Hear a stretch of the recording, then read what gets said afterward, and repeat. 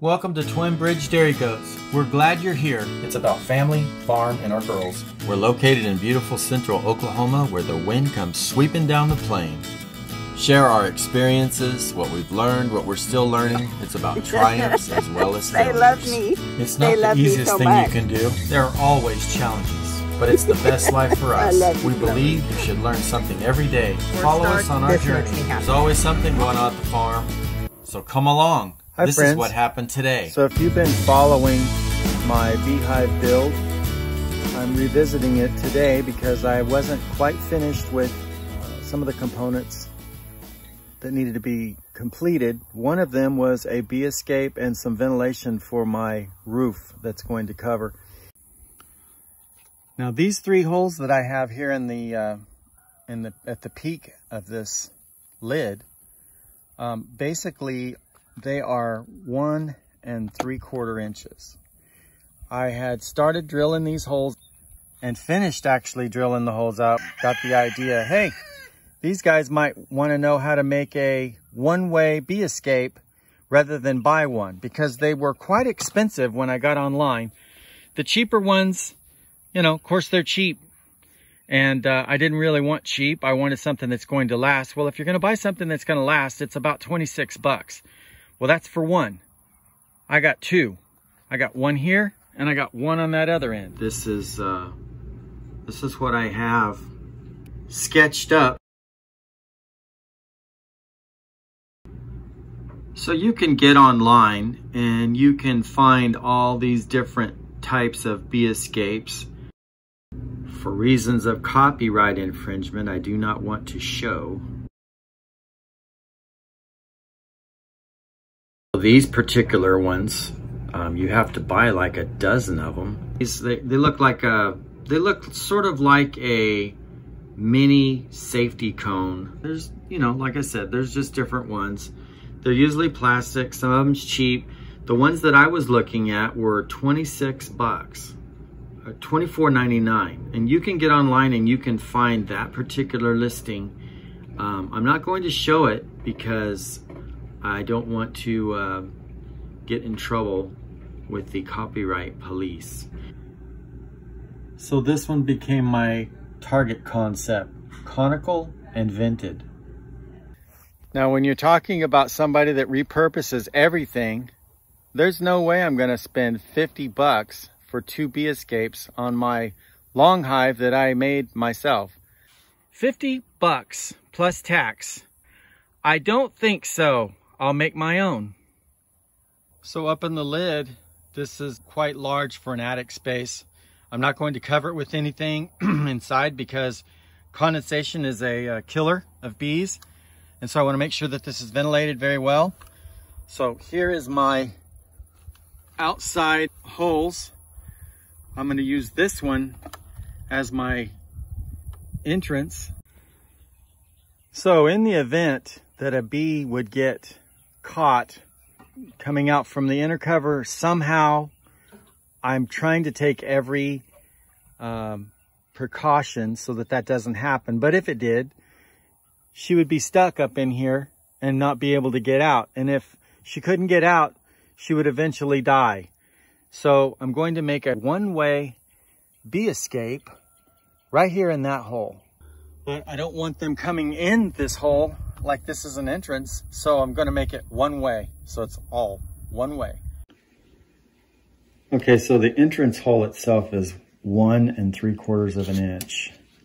So if you figure that and you figure pi, that comes out to about 4 inches, because I want the area around the escape, because I'm going to make a cone, and you'll see in a minute what I'm talking about. Now this is just theory, and you know, I'm going to try this out and see if it works. But I'm going to make it about 4 1/8. 4 1/8 will be the diameter, but I'm going to make this cone shape out of it. Plus I've also got to think about a 3/8 bee space for the escape itself. So let's see what we come up with.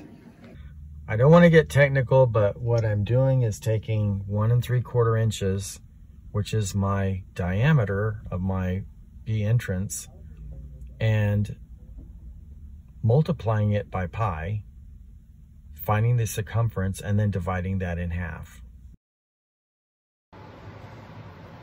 I also need a way of attaching the cone or the bee escape to the entrance.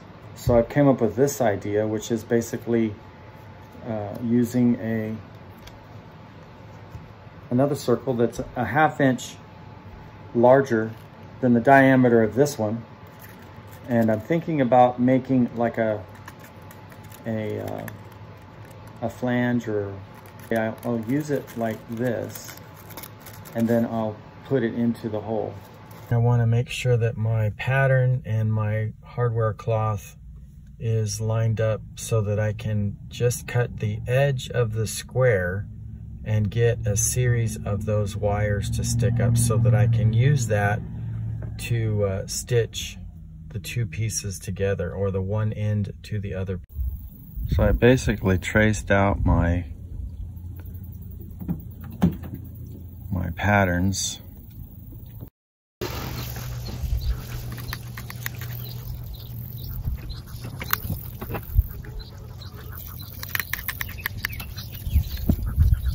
So my entrance hole is 1 3/4 diameter.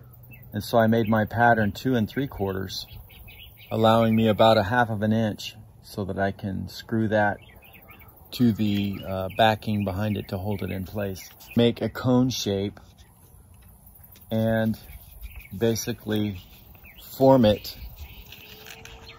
into the cone like so, and then attach it to my piece in the back, which whenever I screw that to the back, then that should be sticking through my entrance hole. Okay, so we're out in the bee yard again, and I put these pieces all together and stitched them just like I said. You see these little wires that were sticking out? Basically, I was pushing them through to the square on the opposite side of it and then threading it in between so that it would hook the other side. And it worked pretty well. It held together pretty good. I stitched the bottom and I stitched about the middle, and then on the end next to the entrance, or the escape. This is the escape, not the entrance. Then I put my flange on the back side and didn't really have any way of stitching it because of the way the fabric was cut. So I put it over the top of it and pushed it down, and I keep pushing it down, and friction is going to hold that in place as well, and actually hold the form and the shape of my cone. So I'm pretty excited about that. I think it's going to work pretty well. The next thing to do is to actually fit it into the hole and see if my measurements were correct and it's going to fit. Okay, so here we are, the moment of truth. See if all this work pays off. I'm going to fit it right in here in this hole.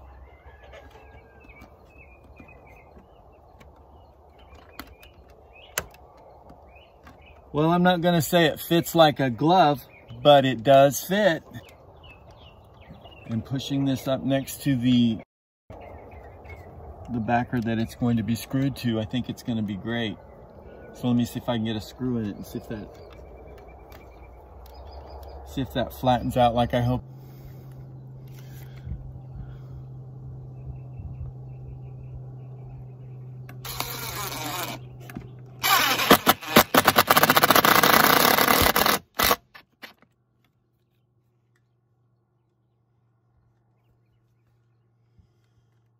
I really think it's going to work.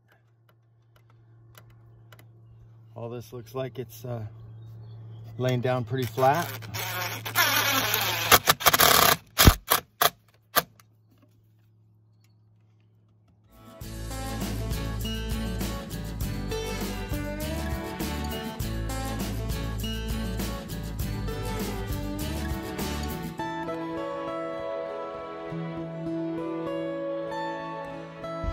And then these will just be basically glorified screens put on this side.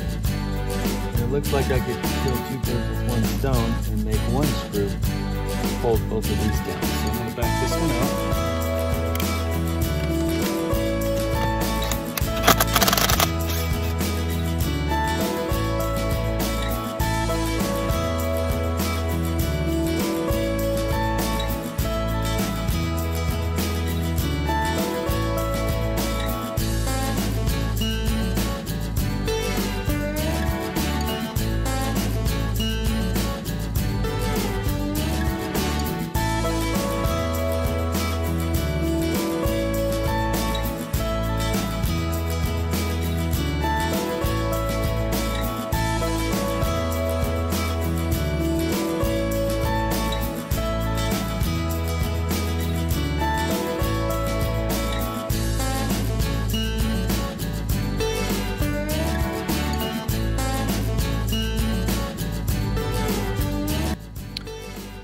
Okay, there it is. It doesn't look like I need any more screws. Everything is laying down flat up against the backing. And I think I'm gonna take a look at it from the front. Okay, everything seems to be pretty intact on this side. I don't see any raising on the inside of that. Maybe a little bit right there. Maybe I need to put a screw in right there. I'll probably do that.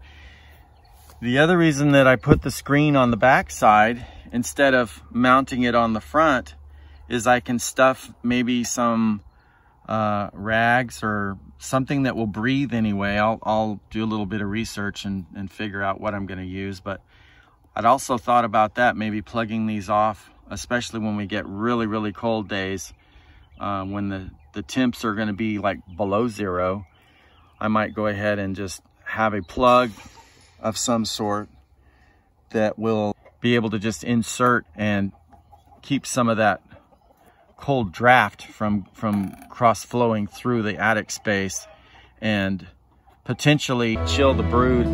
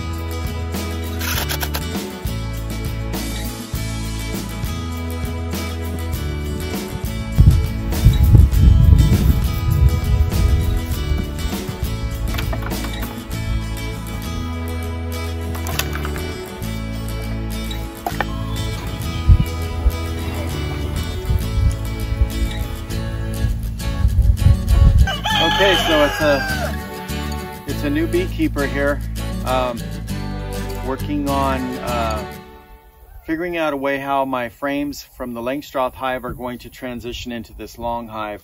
If you've been watching from the beginning when I built this beehive, you'll note these inner covers were laying like this, widthways, facing this way across like a traditional Long Hive. So in a future video, I'll document all this. I'm working on the interior components of the framework and all that inside, the goings on inside the hive. But I will be showing you what my thoughts are in order to transition my bees that are in the Langstroth hive, which is a vertical hive, and the vertical frame and the way they lay in the hive, compared to the way they're gonna lay in this hive. And anyway, I think I've got a good idea. Again, new beekeeper here. Never done this before. This might really bite me hard, but we'll see. If you want to follow along, it's about triumphs as well as failures, right? And so I'll be sharing with you what my thoughts are, and in a future video we'll show you what I came up with. So let's go ahead and shut this down. I've got other things to do right now, and I'm pretty excited. I got my ventilation figured out for my roof cover, and all I have to do is work on how I'm going to winterize the bees in this hive. And that's what I'm thinking about now, because the days are getting cooler in the mornings, and I know it's just right around the corner. I want to make sure that the bees are in this new hive and that they transition from their existing hives into this one, and that they're able to be comfortable in here and actually thrive till winter, because this is where they're going to overwinter, is in this hive. Anyway, if you like this video, like, share, comment, subscribe, and hit that notification bell so you'll be notified every time we post, because there's always something going on at Twin Bridge Dairy Goats. Chat later.